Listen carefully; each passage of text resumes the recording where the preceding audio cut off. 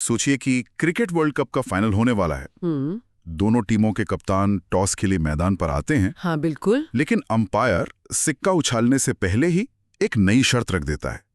वो कहता है, रुकिए, पहले मुझे लिखित में सबूत दीजिए कि आपके 11 खिलाड़ी वाकई रन बना सकते हैं, तभी मैं मैच शुरू करवाऊंगा। अरे मतलब टॉस से पहले ही ये शर्त? हाँ, अजीब लगता है ना।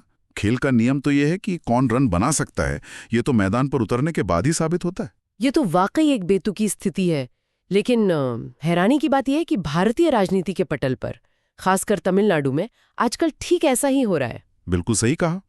और आज की इस चर्चा में हमारा मिशन यही है। हाँ। हम यूपीएससी की तैयारी के नजरिए से राजनीति, पर्यावरण, अर्थव्यवस्था और अंतर्राष्ट्रीय संबंधों से जुड़े ऐसे ही करीब 12 महत्वपूर्ण विषयों का विश्लेषण करेंगे। और हमारा उद्देश्य ये समझना है कि कैसे एक राज्य के राज्यपाल के फैसले से लेकर हिंद महासागर की सुरक्षा और आर्टिफिशियल इंटेलिजेंस तक, ये सब कुछ एक दूसरे से जुड़ा हुआ है। तो चलिए उसी तमिलनाडु वाले राजनीतिक ड्रामे पर वापस आते हैं। 1967 के बाद पहली बार वहां की राजनीति ने एक नया मोड़ लिया है। अभिनेता विजय की पार्टी टीवीके चुनाव में सबसे बड़ी पार्टी बनकर उभरी। हाँ, टीवीके ने काफी अच्छा प्रदर्शन किया है। बिल्कुल। और उन्होंने वामपंथी दलों, कांग्रेस और अन्य सहयोगियों के साथ मिलकर 121 विधायकों का समर्थन भी जुटा लिया।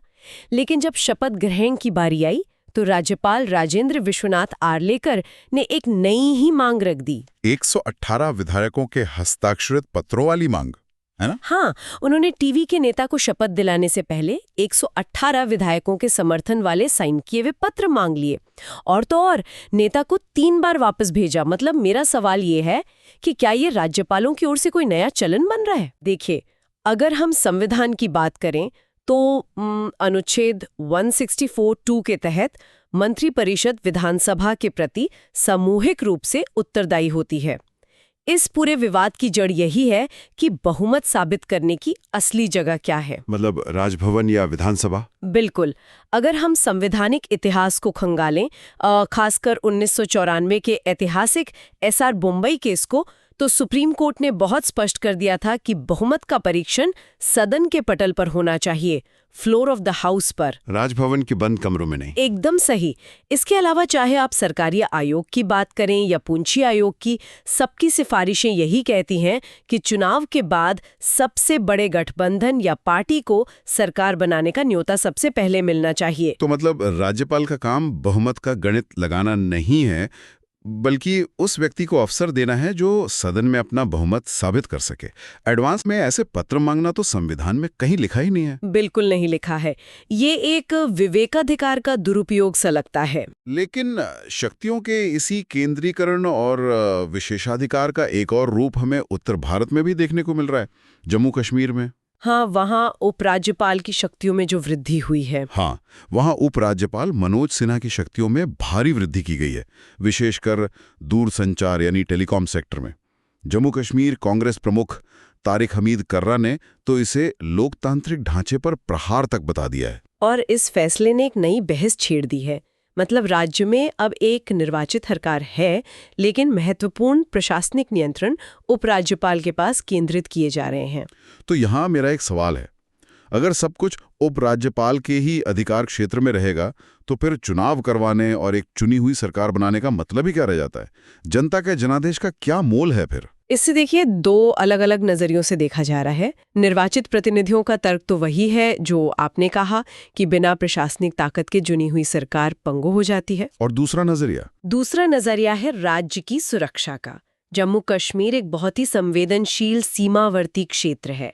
टेलीकॉम सेक्टर सीधे तौर पर आंतरिक सुरक्षा, खुफिया जानकारी और संचार तंत्र से जुड़ा है। अच्छा, तो मतलब सुरक्षा कारणों से ऐसा किया गया है। हाँ, नीति निर्माताओं का तर्क है कि ऐसे संवेदनशील क्षेत्रों में फैसले तेजी से और बिना राजनीतिक दबाव के होने चाहिए।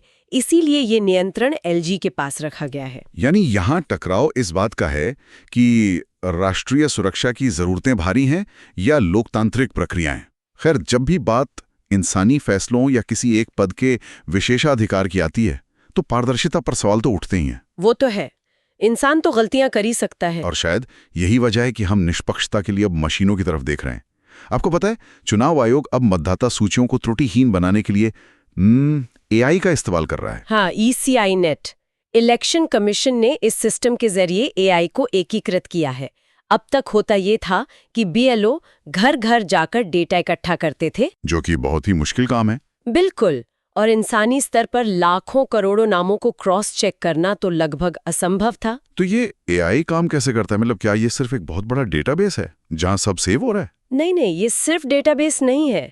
मान लीजिए एक ही चेहरे या मिलते जुलते नाम का कोई मतदाता 2 अलग-अलग राज्यों या जिलों की लिस्ट में है। अच्छा। तो इंसानी आंख इसे लाखों पन्नों में नहीं पकड़ सकती, लेकिन AI pattern recognition, facial data analysis और डेमोग्राफिक मिलान का इस्तेमाल करके कुछ ही सेकंड्स में उन डुप्लीकेट्स को फ्लैग कर देता है। वाह, ये तो बहुत कारगर है। हाँ, और सबसे बड़ी बात, ये एक पारदर्शी ऑडिट ट्रेल बनाता है, जिससे ये पता चलता है कि कौन सा नाम क्यों हटाया या जोड़ा गया।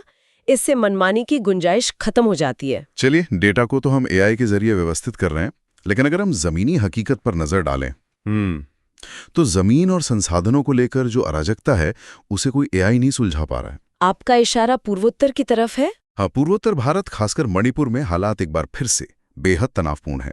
अभी हाल ही में 3 नागा नागरिक संगठनों ने प्रधानमंत्री को पत्र लिखा है। सस्पेंशन ऑफ ऑपरेशंस, यानी SOO समझौते वाले मुद्दे पर। बिल्कुल, उन्होंने मांग की है कि केंद्र सरकार SOO समझौते के तहत आने वाले कुकी सशस्त्र समूहों पर लगाम लगाए, और उन्होंने 7 मई को जेड चोरो और अन्य नागा गांवों पर हुए हमलों का विशेष रूप से जिक्र किया है। देखिए, इस पत्र में जो विवरण है ना, वो इस संघर्ष की गंभीरता को पूरी तरह से बदल देता है। नागा संगठनों का आरोप है कि म्यांमार स्थित KNAB के चरमपंथियों ने सीमा पार से ये हमला किया, जिन्हें कथित तौर पर SOO समूहों का समर्थन प्राप्त है ना? हाँ, ऐसा ही आरोप है। लेकिन यहाँ मैं आपको थोड़ा रोकना चाहूंगा। मैंने पढ़ा है कि इन हमलों में ड्रोन और रॉकेट लॉन्चर जैसे मिलिट्री ग्रेड हथियारों का इस्तेमाल किया गया है। जी हाँ, ड्रोन और रॉकेट लॉन्चर। मतलब ये अब किसी आम स्थानीय जातीय संघर्ष या गुटबाजी की लड़ाई तो नहीं रही, ये तो पूरी तरह से एक हाईटेक सीमा पार युद्ध जैसा लग रहा है। आपकी बात में बहुत वजन है। ये संघर्ष अब पारंपरिक हथियारों तक सीमित नहीं है, और इसीलिए नागा समूहों ने केंद्र सरकार को संविधान के अनुच्छेद 355 की याद दिलाई है। अनुच्छेद 355, जो बाहरी आक्रमण से राज्य की रक्षा करने की बात करता है। बिल्कुल, ये अनुच्छेद कहता है कि ये संघ यानी केंद्र का कर्तव्य है कि वह प्रत्येक राज्य की बाहरी आक्रमण और आंतरिक अशांति से रक्षा करे। उनका तर्क है कि अगर म्यांमार से हथियार और लड़ाके आ रहे हैं, तो ये सीधे तौर पर बाहरी आक्रमण का मामला बन जाता है। हाँ, और आंतरिक अशांति का भी, और ऐसे में केंद्र को हस्तक्षेप करना ही होगा। तो मणिपुर में हमने देखा कि जमीन और संसाधनों का तनाव इंसानों को ही एक दूसरे के खिलाफ कर रहा है, लेकिन जब विकास और आबादी का यही दबाव जंगलों की तरफ बढ़ता है, तो दुश्मन इंसान नहीं, प्रकृति खुद बन जाती है। आप मानव वन्यजीव संघर्ष की बात कर रहे हैं। हाँ, दक्षिण भारत के कर्नाटक राज्य में मानव वन्यजीव संघर्ष अब एक खौफनाक रूप ले चुका है। कोडागु, हासन और चिक्कमगलुरु जैसे जिलों में हाथियों और इंडियन गौर के हमले एकदम आम हो गए हैं। ये बहुत ही चिंताजनक स्थिति है। आपको पता है, अकेले कोडागु में पिछले 5 साल में 47 मौतें हुई हैं, और पूरे राज्य में ये आंकड़ा 259 तक पहुंच गया है। बाप रे, 259 मौतें, ये तो बहुत ज्यादा है। देखिए, इन घटनाओं के पीछे के कारणों को समझना बहुत जरूरी है। वन्यजीव विशेषज्ञ संजय गुब्बी का जो विश्लेषण है, वो बताता है कि ये जानवर अचानक हिंसक नहीं हो गए हैं। तो फिर असल वजह क्या है? मुख्य समस्या आवास का नुकसान है, जिसे हम हैबिटाट लॉस कहते हैं। हाथियों के चलने के जो पारंपरिक रास्ते थे, जिन्हें एलिफेंट कॉरिडोर कहा जाता है, उन्हें हमने विकास परियोजनाओं, रिजॉर्ट्स और खेती के लिए बीच में से तोड़ दिया है। तो जब उनका रास्ता ही बंद हो जाएगा, तो वो खेतों और बस्तियों में ही आएंगे ना? बिल्कुल, और यही वजह है कि सिर्फ जानवरों को पकड़कर कहीं और छोड़ देना कोई स्थायी उपाय नहीं है। जब तक आप जमीन के उपयोग के तरीके को नहीं बदलेंगे, ये टकराव रुकने वाला नहीं है। क्या सरकार इसके लिए कुछ कर रही है? हाँ, सरकार ने समस्या को समझते हुए 1500 करोड़ रुपए के भारी भरकम बजट का प्रस्ताव रखा है, और आने धामा नाम से एक नया एलिफेंट रिजर्व बनाने की बात भी की है। कदम तो सराहनीय है, लेकिन सवाल वही है कि क्या ये उस नुकसान की भरपाई कर पाएगा जो हमने पहले ही कर दिया है? विकास बनाम पर्यावरण का यही टकराव हमें ग्रेट निकोबार द्वीप विकास परियोजना में भी दिख रहा है। अच्छा, वो मेगा प्रोजेक्ट वाला मुद्दा। हाँ, कांग्रेस नेता जयराम रमेश ने पर्यावरण मंत्री को पत्र लिखकर मांग की है कि एनजीटी के निर्देश पर बनी उच्चाधिकार प्राप्त समिति यानी एचपीसी की रिपोर्ट को सार्वजनिक किया जाए। उनका कहना है कि इस मेगा प्रोजेक्ट के लिए जो वैधानिक मंजूरियां ली गई हैं उनमें भारी कमियां हैं। यहाँ वैधानिक कमियों का मतलब पर्यावरण प्रभाव आकलन यानी EIA और वन संरक्षण कानूनों के पालन से है। जयराम रमेश का तर्क है कि इतने बड़े पारिस्थितिकी तंत्र को नष्ट करने से पहले जो वैज्ञानिक और कानूनी प्रक्रियाएं पूरी की जानी चाहिए थी उन्हें शायद नजरअंदाज किया गया है। और जब हम पर्यावरण की ऐसी अनदेखी करते हैं तो उसका नतीजा क्या होता है? इसका सबसे बड़ा और ताज़ा उदाहरण है हमारी अपनी राजधानी दिल्ली और पूरा NCR। वो अर्बन हीट आइलैंड वाला संकट? बिल्कुल। दिल्ली इस समय एक भयंकर अर्बन हीट आइलैंड संकट से जूझ रही है। देखिए, ये प्रभाव कोई प्राकृतिक आपदा नहीं है, ये हमारी अपनी बनाई हुई स्थिति है। जब किसी इलाके में पेड़ पौधे काटकर बेतहाशा कंक्रीट की इमारतें और डामर की सड़कें बिछा दी जाती हैं, तो वो इलाका आसपास के ग्रामीण इलाकों की तुलना में बहुत ज्यादा गर्म हो जाता है। इसे अगर मैं एक आसान सी एनोलॉजी से समझाऊं तो हमारा शहर एक थर्मस फ्लास्क या एक बंद ओवन बन गया है। ओवन, हाँ सही कहा। दिन भर कंक्रीट और सड़कें सूरज की गर्मी सोखती हैं। अब सामान्य तौर पर रात में जमीन ठंडी होनी चाहिए, लेकिन ये कंक्रीट के ढांचे रात में उसी गर्मी को बाहर रेडिएट करते हैं। एक हीट ट्रैप बन जाता है जिससे रात का तापमान भी कम नहीं होता। प्रकृति हमारे बुनियादी ढांचे पर पलटवार कर रही है। ये डरावना तो है, लेकिन एक तरफ पर्यावरण हमें भले ही चेतावनी दे रहा हो, वहीं दूसरी तरफ देश का आर्थिक और औद्योगिक इंजन पूरी रफ्तार से दौड़ रहा है। अर्थव्यवस्था के मोर्चे पर कुछ नए आंकड़े आए हैं क्या? बहुत ही जबरदस्त आंकड़े सामने आए हैं। CII की एक रिपोर्ट के अनुसार सितंबर 2025 में निजी क्षेत्र के कैपेक्स में 67% का भारी उछाल आया है। 67%? ये तो बहुत बड़ा जंप है। हाँ, और ये आंकड़ा 7.7 लाख करोड़ रुपए तक पहुंच गया है। एक मिनट, हमारे श्रोताओं के लिए थोड़ा स्पष्ट करें, ये कैपेक्स असल में होता क्या है? तो मैं समझें तो जब निजी कंपनियां अपना पैसा रोजमर्रा के खर्चों में नहीं बल्कि भविष्य के डिमांड को देखते हुए नई फैक्ट्रियां लगाने, मशीनें खरीदने और इंफ्रास्ट्रक्चर खड़ा करने में लगाती हैं, तो उसे कैपेक्स कहते हैं। अच्छा, मतलब वो भविष्य के लिए निवेश कर रही हैं। बिल्कुल। ये 67% का उछाल बताता है कि भारतीय उद्योगों को भविष्य में शानदार ग्रोथ की उम्मीद है। इसमें मैन्युफैक्चरिंग जैसे मेटल और ऑटोमोबाइल और सर्विस सेक्टर, विशेषकर IT सबसे आगे हैं। और जब बात IT सेक्टर की आती है ना, तो ये निवेश सीधा एक ही दिशा में जा रहा है और वो है आर्टिफिशियल इंटेलिजेंस। विप्रो और ओलम ग्रुप वाले समझौते की बात कर रहे हैं आप? एकदम सही पकड़ा। विप्रो और सिंगापुर के ओलम ग्रुप के बीच हाल ही में $1 अरब से अधिक का एक ऐतिहासिक 8 वर्षीय समझौता हुआ है। $1 अरब? हाँ, और ये फार्म टू फोक यानी खेत से लेकर थाली तक की पूरी सप्लाई चेन में AI का इस्तेमाल करेगा। ये भारतीय IT उद्योग के लिए एक बहुत बड़ा ढांचागत बदलाव है, एक स्ट्रक्चरल शिफ्ट है। अब AI सिर्फ डेटा एंट्री या कोडिंग नहीं कर रहा। तो फिर इस फार्म टू फोक में AI क्या करेगा? देखिए, विप्रो का AI प्लेटफॉर्म ओलम ग्रुप के लिए सैटेलाइट से मौसम के डेटा का विश्लेषण करेगा। फिर वो फसल की पैदावार की भविष्यवाणी करेगा, मांग के हिसाब से लॉजिस्टिक्स को ऑटोमेटिक तरीके से रीरूट करेगा और ग्लोबल ट्रेडिंग को ऑप्टिमाइज करेगा। ये सुनने में तो बहुत क्रांतिकारी लगता है, लेकिन जमीनी स्तर पर इसका क्या मतलब है? मतलब क्या AI के आने से भारतीय IT कंपनियों में सच में नई नौकरियां बन रही हैं, या ये सिर्फ कंपनियों के बिलिंग मॉडल बदलने और टीमों का आकार छोटा करके मुनाफा बढ़ाने का एक तरीका है? ये एक बहुत ही जायज चिंता है। शुरुआत में ऐसा लग सकता है कि AI इंसानों की जगह ले रहा है, लेकिन अगर गहराई से देखें तो ये पूरी इंडस्ट्री को रीस्ट्रक्चर कर रहा है। वो कैसे? जो काम पहले 100 लोग मैनुअल तरीके से करते थे, अब वो AI कर रहा है। लेकिन उस AI को ट्रेन करने, उसे मैनेज करने और क्लाइंट की जटिल समस्याओं को सुलझाने के लिए नई तरह की स्किल्स की भारी मांग पैदा हो रही है। ये सिर्फ पैसे बचाने का खेल नहीं है, ये काम करने के तरीके को पूरी तरह से आधुनिक बनाने की प्रक्रिया है। मतलब नौकरियां खत्म नहीं हो रही, बस उनका स्वरूप बदल रहा है। खैर, भारत का यही तकनीकी और औद्योगिक उभार अब केवल अर्थव्यवस्था तक सीमित नहीं है। ये दुनिया के मंच पर भारत की कूटनीतिक और सामरिक ताकत को भी बढ़ा रहा है। काइंडेक्स की शुरुआत इसका एक बड़ा प्रमाण है। हाँ, 20 अप्रैल 2026 को भारत और दक्षिण कोरिया के बीच लॉन्च होने वाला ये Korea India defence accelerator programme. बिल्कुल, ये अमेरिका के साथ हुए इंडस एक्स की ही तर्ज पर है।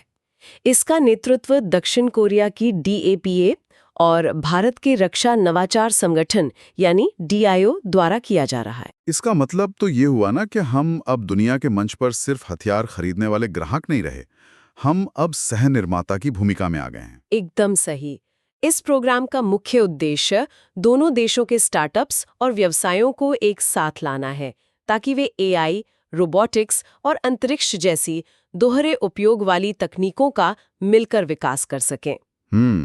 और दोनों देशों की कंपनियों लार्सन एंड टूब्रो और हैनवा एरोस्पेस द्वारा K9 वज्र-T तोप के निर्माण की सफलता ने तो साबित कर ही दिया है कि यह सहयोग कितने ऊंचे स्तर तक जा सकता है। रक्षा में तो हम मजबूत हो ही रहे हैं, लेकिन समुद्री कूटनीति में भी भारत की भूमिका बहुत अहम हो गई है।